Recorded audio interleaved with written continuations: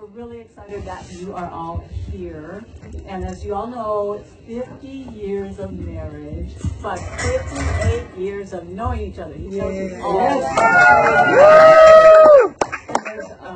it is a slightly long show, but there's four themes that we're going to organize it around. And one is public service, love of water, community and friends, and reaching our angle of repose. Here we go. Okay, so the year was summer 1966. The location is summer camp in the San Bernardino Mountains, east of LA. Yeah. I was the wrangler. Early. I was the wrangler in charge of the horses and the trail rides for the campers. Beautiful. Woo! I groomed, cleaned the hooves, and saddled 25 horses every day. Oh. Clean the what? Hooves. Okay. Do you know what that means? I did the corrals too. I did also. So I didn't know a horse from a donkey, but I could tell that Shirley was gorgeous and really smart. And I would come up on weekends to visit my parents. My dad was a manager at this camp, and it's pretty easy to see why. I fell in love with this person. I knew that she was beautiful, but she also was really smart, and that she would push me and teach me and challenge me. She was also willing to try new things, while I was pretty traditional. When I was just 19 years old and early in our relationship, she took me to Finocchio's in San Francisco, drag bar. I'm a kid, son of a preacher, grew up in rural California. She ordered a couple of glasses of wine. I wasn't even of age. And then to top it off, she pulled out a cigar and smoked it. And I said, this is going to be an interesting ride. But I think I better put on my seatbelt. Okay, well, Steve, he was tall and about the right age and reasonably handsome. Yeah, so there was that mutual attraction right away. And I also liked that Steve was grounded, confident, and very practical. He knew how to fix stuff, but he did need to be challenged. Another thing I liked about Steve was that he drove Studebakers. Yes. And it was a very uncool teenage thing, but I liked the fact that he had chutzpah and he was willing to be a very uncool and unconventional. I was good at being uncool. But also, plus my dad and my grandfather also drove Studebakers, so it was just fit right in the family.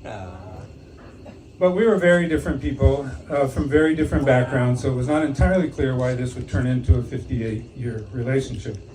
I was a jock attending community college and an auto mechanic in the summers, whose father was a minister and mother was a homemaker, neither with college degrees. I was a serious student, and I was attending the University of California, California University. My dad was an electrical engineer and aspired to be a physicist, and my mom was a biologist, and they both had college degrees. Yeah. Dinner conversations a few years later at our parents' homes illustrate the difference in our backgrounds. In my house, it was all bedlam and chatter and laughter, but very little substance and no alcohol. At Shirl's home, it was serious, quiet, very, very serious, and no alcohol. I would toss out a vacuous comment or an attempt at humor in the hopes of getting a social conversation started. For example, seems like the old Jeep truck caught a cold because it was coughing today, which would be met with silence and contemplation. Then Shirl's dad would get up from the table to go find a technical publication or encyclopedia to provide some key facts. In this case, that the coughing can result from an interruption of the Venturi effect in the carburetor caused by solids or other impurities in the fuel line. I quickly learned to keep my mouth shut unless I had something serious to say, which wasn't very often. The only similarity was no alcohol. At the end of the summer, I said, we're going to stay in touch, aren't we? Having grown up on a camp and having had several platonic summer romances, I responded, summer's over. Assuming we'd just say goodbye and go our separate ways.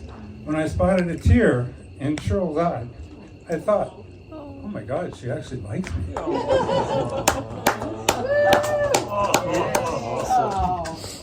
Neither of us was really sure where this was all headed, but we kind of liked being around each other, and both of us seemed committed to putting some effort into finding out where it might end up. So that's the story that we want to unfold for you tonight. So after that summer, we were both in college and lived at opposite ends of California in two very different worlds. Shirl was at Davis near Sacramento, and I was in LA. And we stayed connected through frequent phone calls. I don't know if you remember, but you could put a quarter in and talk for half an hour, and then when you hung up, the operator would call you back, and you put more money in, except we ran. Sophia and Olivia, that's a phone. Right. But also we got together on some weekends because PSA Airlines had a $15 flight. It was a mail flight at night between San Francisco and Los Angeles. The separation was actually healthy because it allowed two very different people living in very different worlds to lead our own lives and grow together gradually. There's no way we would have survived it if we were forced to be together all the time during those early years. For example, when we would get together for a weekend, we'd fight and argue until the end of the weekend. When we'd finally reach an accommodation and feel sad that we were going to be apart for a few weeks. One time, we made up as we were arriving at LAX. The door of the car was open, and we both looked at each other and said, let's stay together an extra day. So we jumped back in the car and took off. We didn't close the door, and one of Shirley's plants, she was always transporting plants, fell out, and we had to circle the airport. And the fact that the plant was still there when we came back, we took as a good sign. During those years at opposite ends of the state, Shirl graduated from UC Davis and went on to Stanford to get her PhD in anthropology. She did field work in Oaxaca and Mexico City and lived what impressed me as an exotic and exciting lifestyle. She was also a great letter writer. That was not writing letters, that was field notes. And I loved getting her letters and learning about the exotic places she was. Occasionally she dashed off a telegram to say that she missed me. And you can imagine telegram, and you can imagine where my imagination went when I got this one. I miss your, I think probably Studebaker.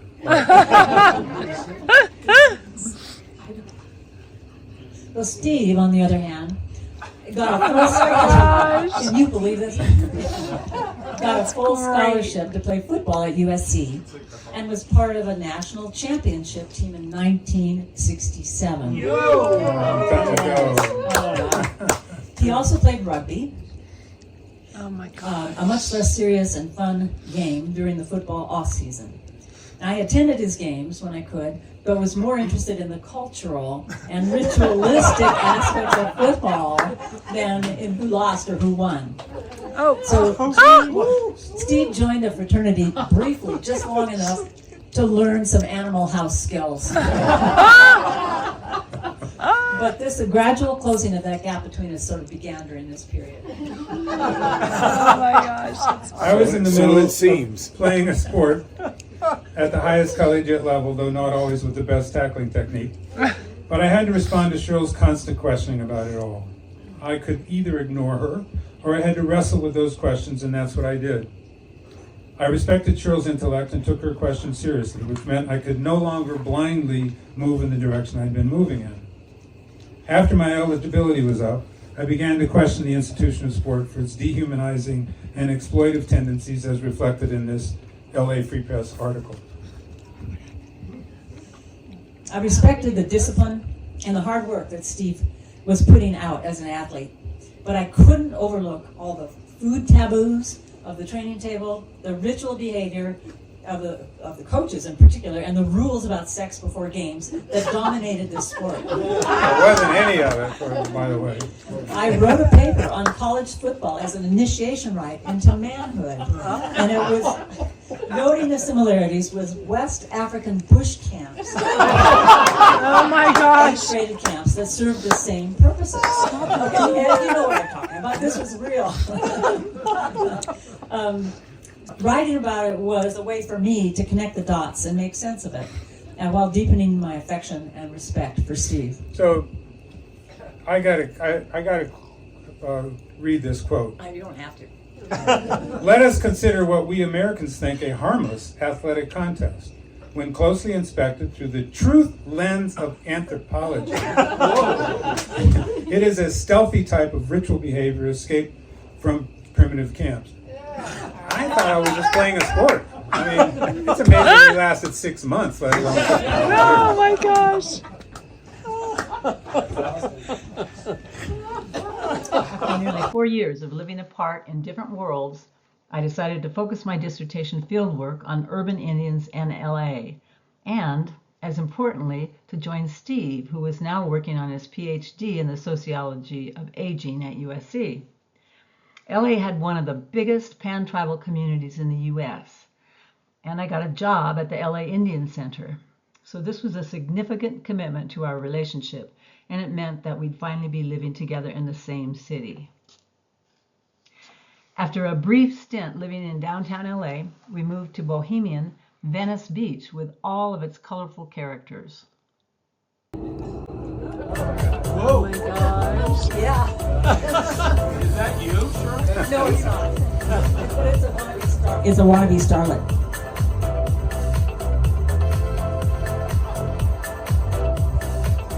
Oh my gosh. Is that you, Steve? Which side?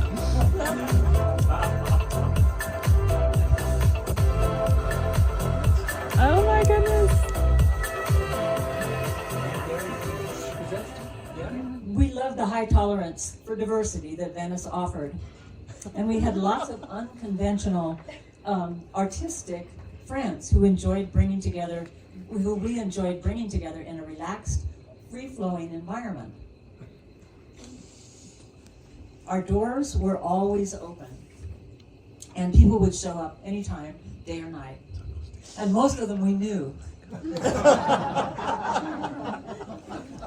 Venice turned out to be the perfect place for both of us to gradually begin to integrate our somewhat unconventional hippie lifestyles with more formal, serious careers. We both turned out to be adept at walking the fine line between hippie and academic, never corporate life. During our time in Venice, we completed our PhDs and began to focus on where our careers might take us. In addition to my job at the LA Indian Center, I was appointed to the LA Indian Commission. It's a real thing by Mayor Tom Bradley, and I was the only non-native commissioner. In native communities, everybody has a nickname, and so I was affectionately nicknamed Shirley Token White.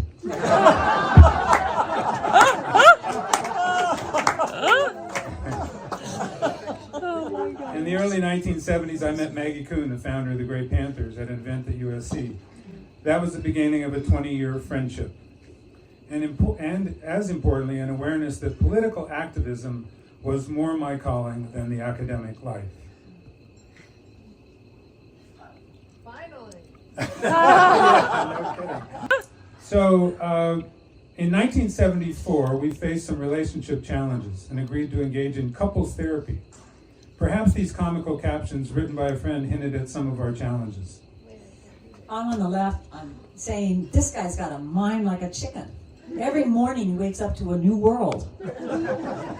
Gee, I have the feeling I've committed another technical blunder.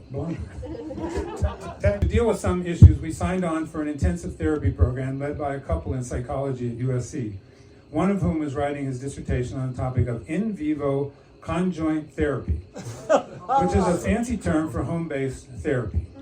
Gary and Elaine, our therapists, didn't actually live with us, but they were with us most waking hours at home and even occasionally followed us to work. Oh my God. This is what they looked like after a day of following us around. It was very intense, and after spending 167 hours with us over a 55-day period, Gary completed his dissertation. This in-depth process had a mixed result.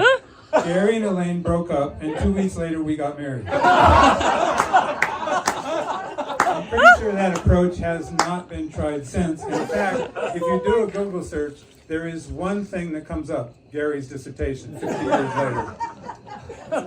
Nor are they here tonight. Right.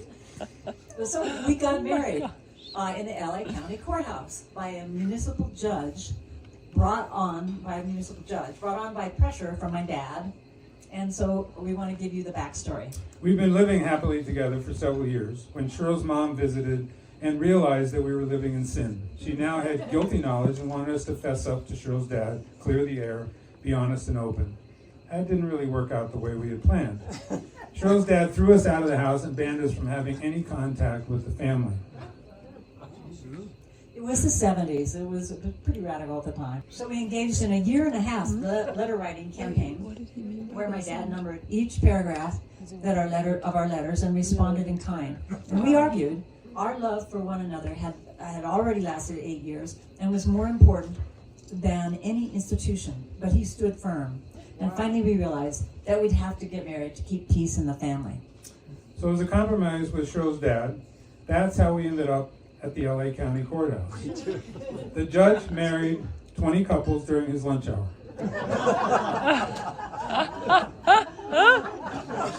That's our photo. That's our marriage photo.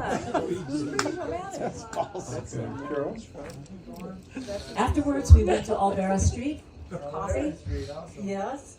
Yeah, the downtown, the heart of LA's original old town of LA. And you can tell by our expressions that we are so enthusiastic about what we just did. Yeah. Nonetheless, we got the marriage license and we mailed the proof to both of our parents. And we didn't tell any of our friends about our change in status. And years later, some of our friends, our closest friends, were amazed to find out that we were actually married. Shortly after this, my parents came to Venice, and as we sat around the kitchen table, my mom turned to Shirley, who by the way, has always kept her maiden name, and exclaimed, "It's so great that you're now a McConnell." Shirley immediately snapped, "I'm not a McConnell."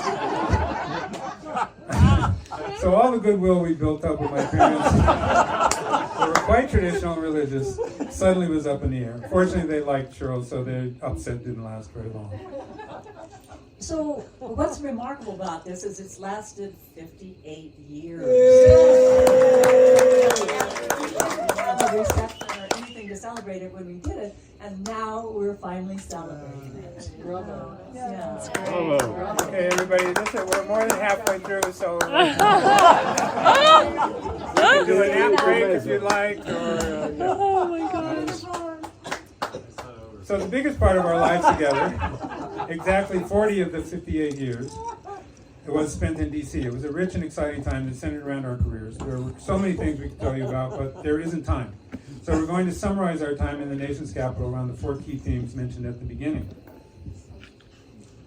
My career was solidly focused on the issues related to aging. So when I learned about a job with the House of Representatives Committee on Aging, chaired by the Venerable Claude Pepper, I contacted my lifelong career advisor, Ira. Oh. Woo! And with his guidance, accepted the job as the committee's older worker and anti-age discrimination expert. My career in aging continued to develop as I moved on to become the Chief of Staff for the Senate Aging Committee, chaired by the late Senator John Hines. Eventually left Capitol Hill, opened the Public Policy Office for the Alzheimer's Association, where for nearly 20 years I fought for improved public policies and more Alzheimer's research, a rewarding and at the same time heartbreaking job. The final chapter was in philanthropy with Chris Exley at the Atlantic Philanthropies. And finally, with a spin-off fund that focused on building power and encouraging civic engagement in Black and brown communities, including here in New Mexico and in Arizona. So real quickly, I was able to transfer my faculty position to USC's DC campus, the School of Public Administration. But I wanted more beyond academia, and within a few years landed a position in the policy office of the National Oceanic and Atmospheric Administration, and my career took a more environmental turn.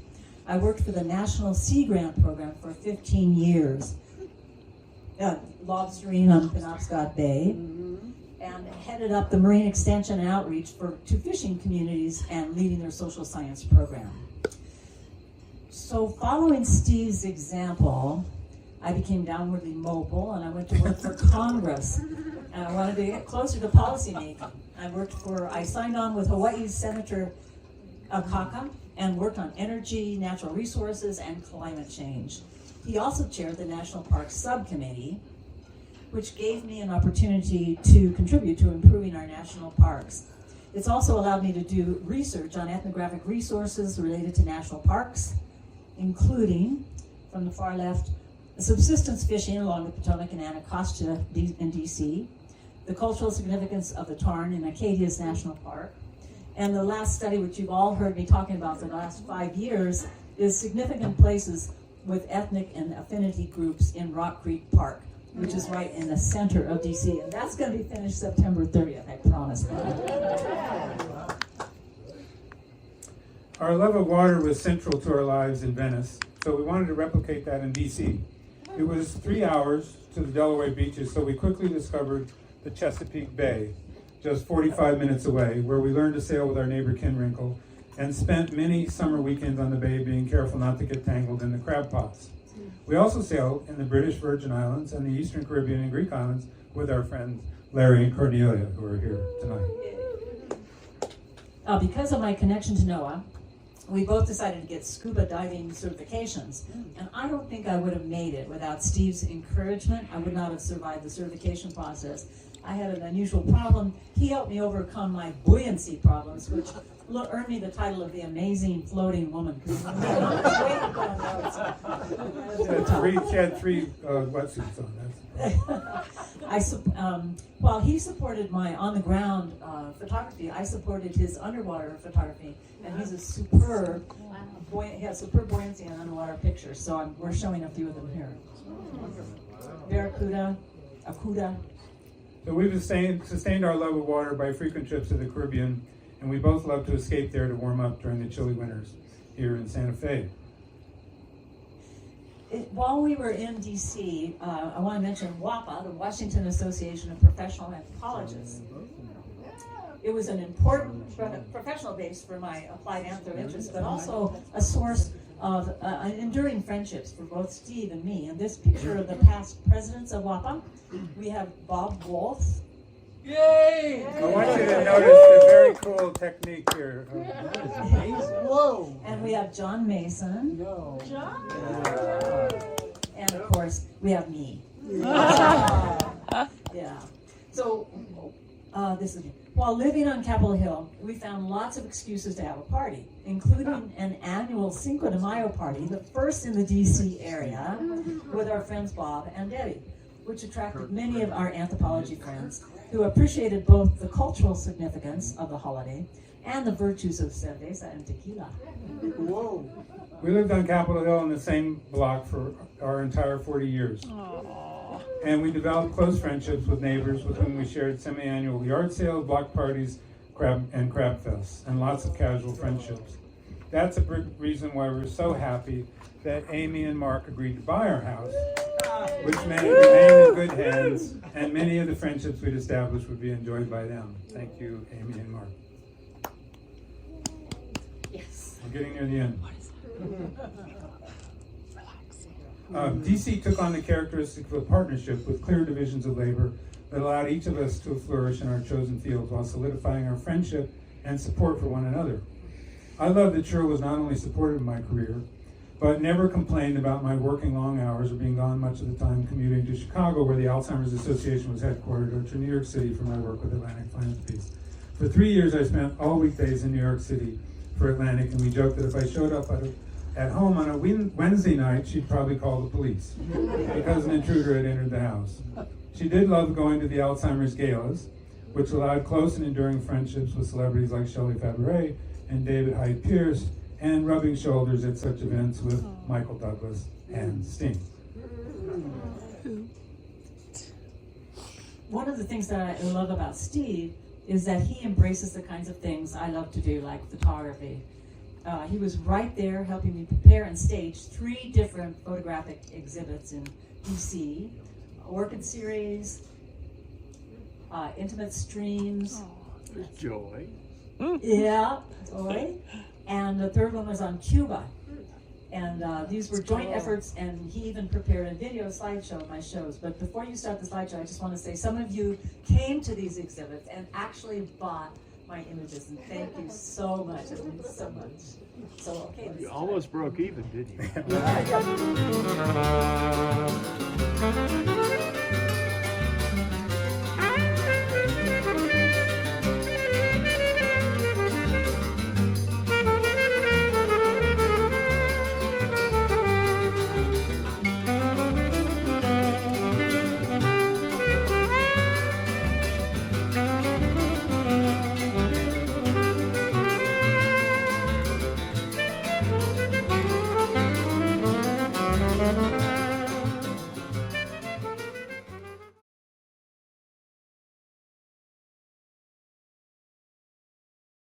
After 40 years in DC, we decided to move to Santa Fe. We had a long history of visiting Santa Fe and other places in New Mexico, especially Shirl, who started coming here in the 1980s. And of course, there are the wonderful things that attracted us to Santa Fe in the first place, as represented in some of Shirley's photos. Come back to old Santa Fe.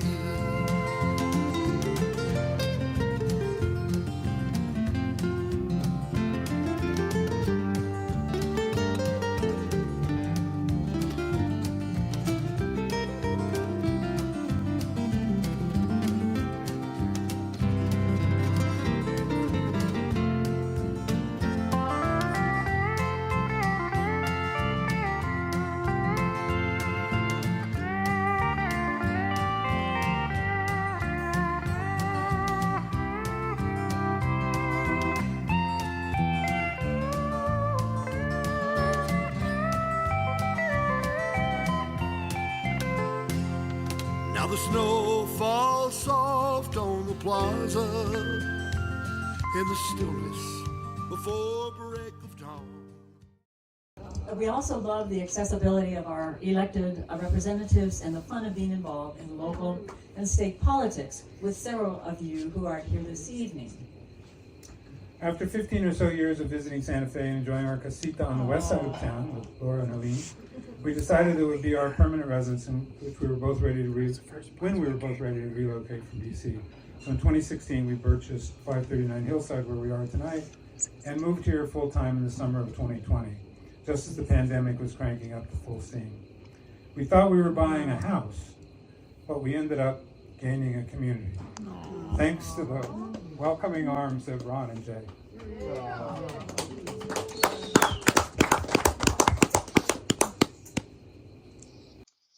We love so many things about our life together, but at the top of our list are our families and friends, many of whom are here with us tonight. Here's to our families and friends.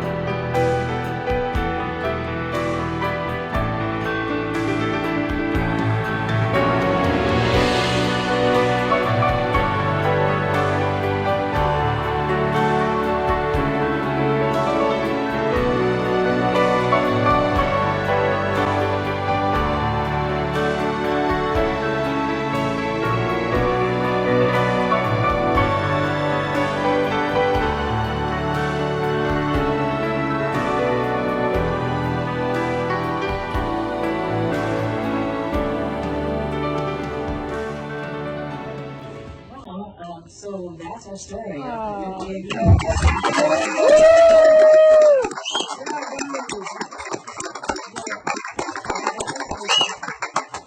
going to ask us what was our secret, and we have no idea. We really want to sweeping things under the rug. It is the term in psychology. But through the years, we are so grateful for all of you. We're going through life's adventures together, and I hope we have more coming up.